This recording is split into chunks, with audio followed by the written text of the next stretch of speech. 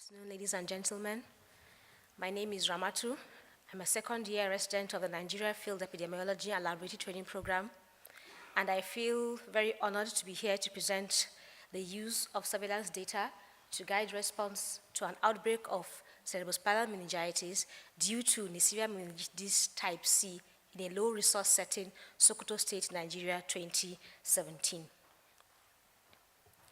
The Integrated Disease Surveillance and Response System is a regional strategy for strengthening the weak national surveillance system in the African region.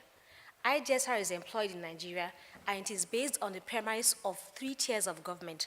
That's the local government, the state government, and the federal government, and data flows along these levels to the development partners. IDSR has got standardized reporting tools, standardized case definitions, and 44 priority diseases have been identified under the IDSR system. They have been classified into 3 categories.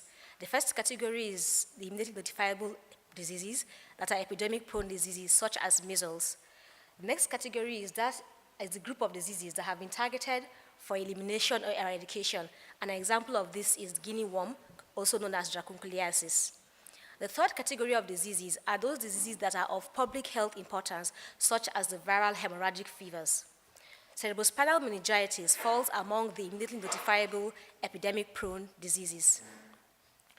Meningococcal meningitis is an acute bacterial illness that is characterized by sudden onset of fever, intense headache, nausea, stiff neck, and photophobia. It is caused by Neisseria meningitis that's NM, that has got 12 serotypes. The global annual incidence of Neisseria meningitis is 1.2 million and it accounts for about 135,000 deaths. The Africa meningitis belt, which scans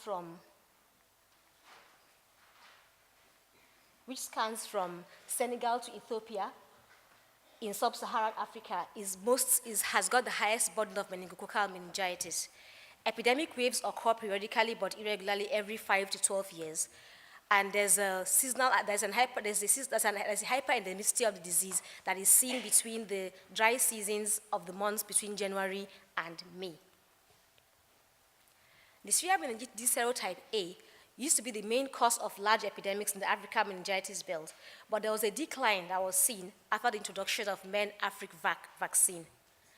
This led to a rise in the number of NMC-confirmed cases in the meningitis belt, and this has been rising since 2013. Sokoto State, Nigeria, reported 756 cases in 2014 and an almost 4-fold increase in 2015. And in 2017, the largest ever outbreak of Neisseria meningitis, of meningococcal meningitis caused by Neisseria meningitis serotype C was reported in northwestern Nigeria, with Sokoto State amongst one of the states that was most hit. Like with every other outbreak of meningococcal meningitis, there are 3 strategies that are employed for the control of the outbreak. That is reactive vaccination, proper case management, and enhanced surveillance that is case-based.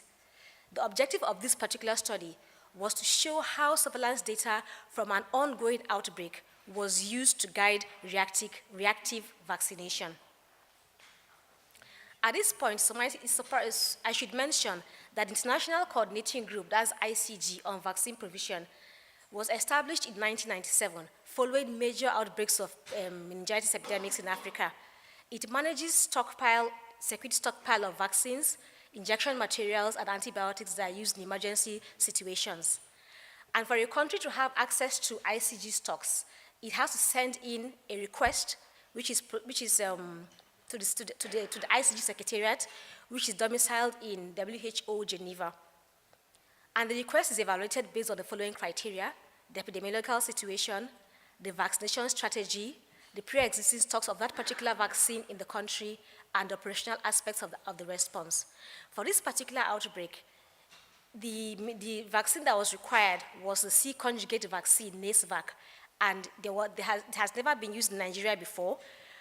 ICG had a little over 800,000 doses, and this was grossly insufficient to meet the needs of the population, which were about 4.2 million people that were at risk of the disease at that time.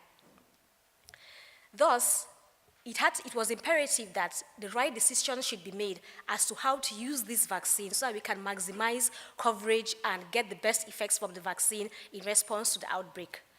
There are general principles that are employed in the use of conjugate C vaccine, and they are to vaccinate large contiguous geographic areas. This is with the purpose of achieving herd immunity, and to target previously unvaccinated zones, because it's not advisable for you to use NMC in an area, to use NESVAC in an area where a polysaccharide vaccine had already been used, and also to vaccinate 1 to 20-year-olds to cover the affected population.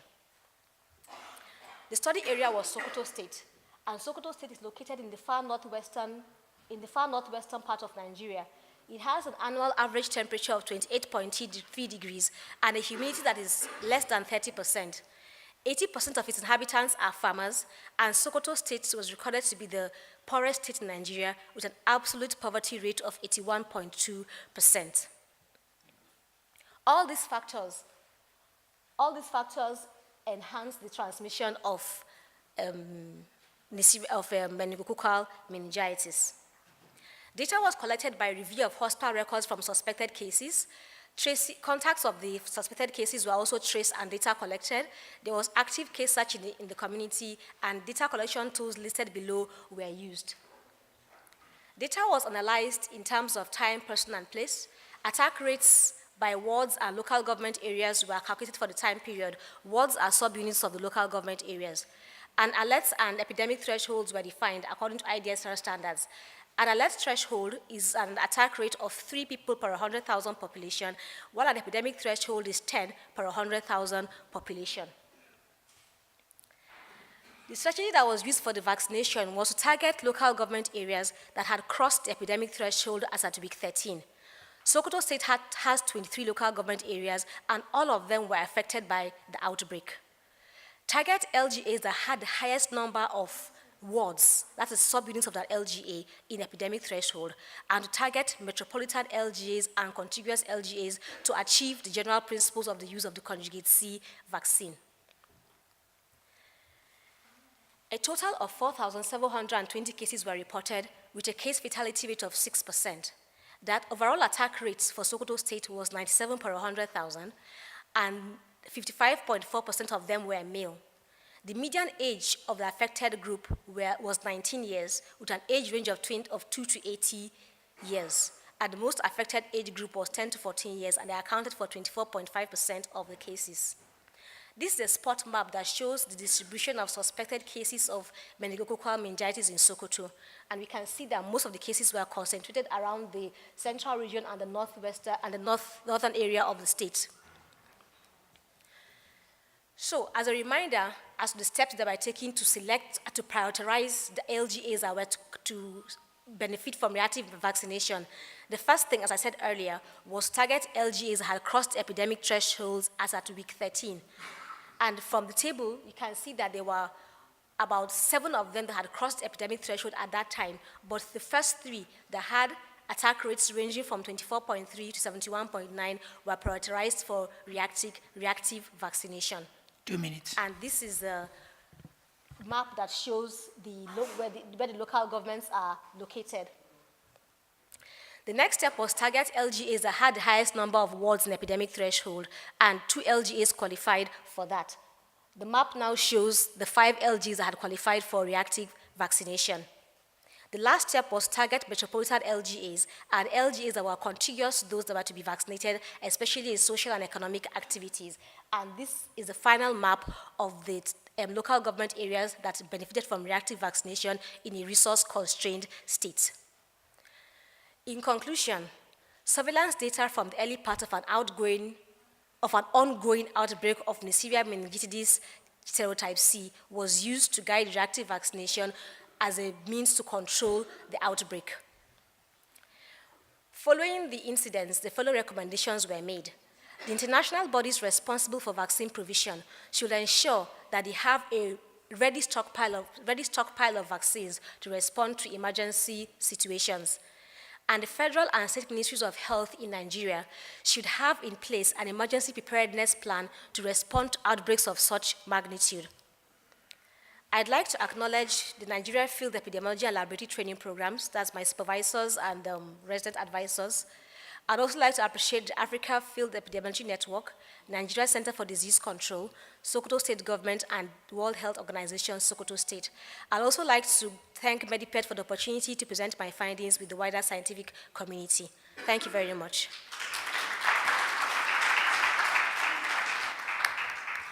Thank you very much for a very interesting presentation, as well as for exact timekeeping. So congratulations.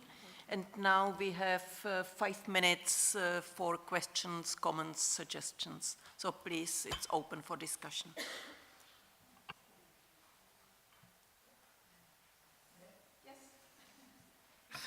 So thank you very much, Ramatu. It was a very interesting presentation that is given the weight it has to have descriptive epidemiology.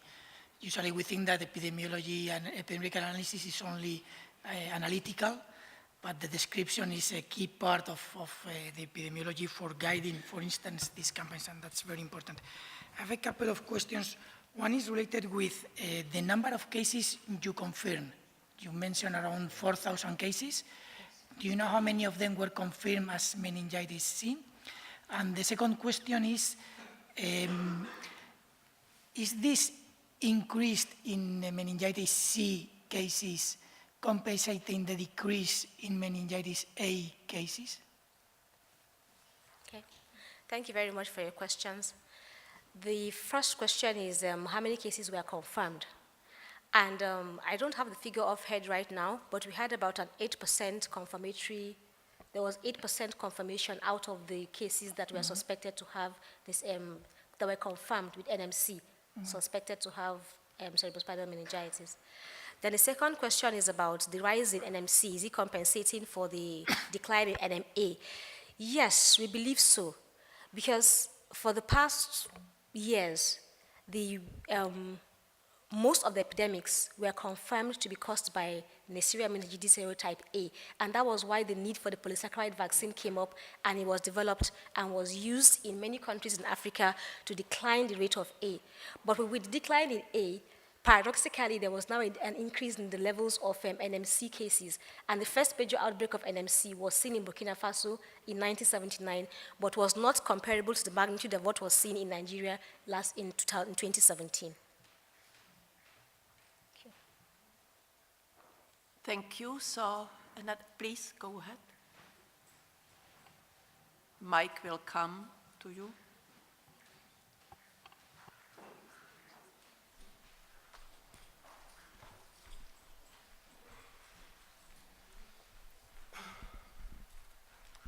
Thank you for this interesting presentation. Actually, you are calculating the epidemic threshold 10 for 100,000 people per week, or per how much? This is one.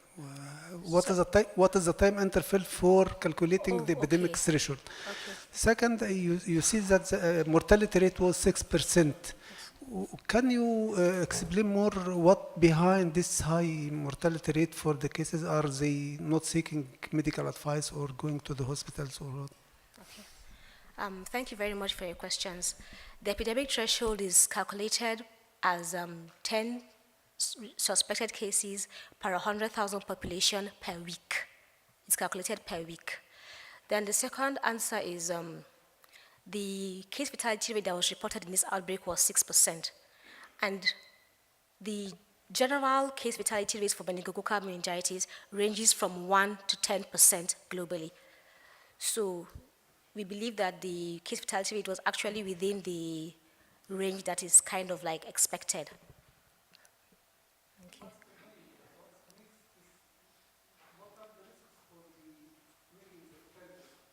Okay, the risk factors for the fatality rates. Okay, in Sokoto State, there's a lot of poverty. Many people are not educated, so they don't report cases to hospital in good time.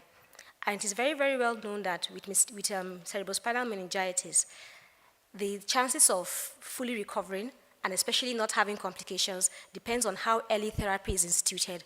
Usually, by the time a case has the first or second dose of intravenous or parenteral ceftriaxone, there is a rapid improvement in the situation. Most of the cases come very late, and they have usually mostly already visited pharmacies and other patent medicine vendors for medication. Thank you. Thank you, and we have space for one additional question or comment. Please, Carmen.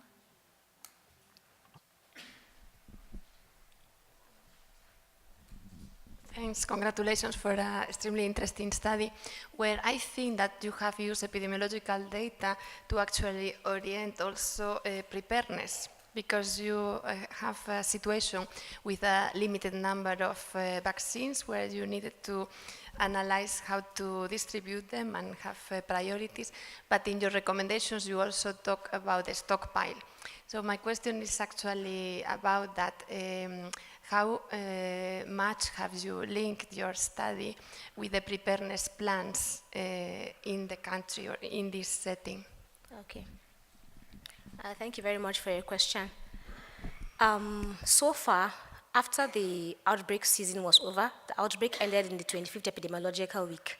The Nigeria Center for Disease Control, and in collaboration with development partners like WHO and the Sokoto State Government, have had series of meetings and trainings for the Sokoto State Public Health Department to have an emergency preparedness plan in place.